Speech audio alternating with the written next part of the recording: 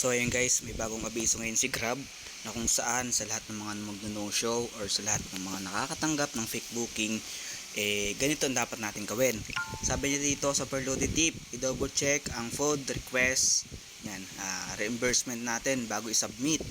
Yan o, sabi dito, Lods, naranasan mo na bang makatanggap ng fake booking o no-show at kinailangang magsubmit ng food reimbursement request? Sa mga ganitong pangyayari, sinisigurado namin na walang masasayang na booking at matatanggap mo pa rin ang karampatang payment para siguradong approve ang bawat food reimbursement request mo. Heto ang ilang mga tips yan. Sabi dito, unang-una, katunayan naghintay ka kay customer ng 15 minutes. Yan, ihanda ang screenshot ng iyong booking history. Tapos, pangalawa, patunay ng pag-contact mo kay CS. So, ilang pruwebang pwedeng gamitin ay screenshots ng tawag, call, at chat, conversation sa Grab chat. So, yon. Tapos, yung pantatlo, resibo nakita ang order amount. Yan. Kailangan mas malinaw yun guys. Hindi siya malabo or blurred. Kailangan napakalinaw.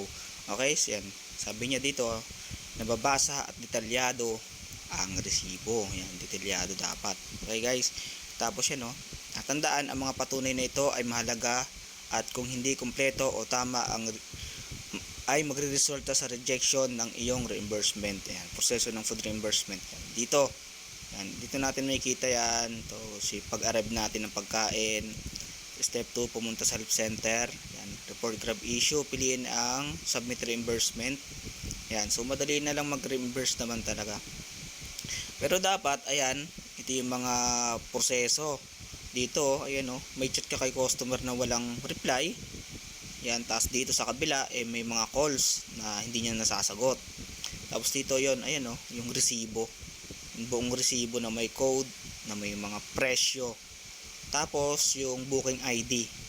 Yan, hanapin yung booking ID, screenshot yan.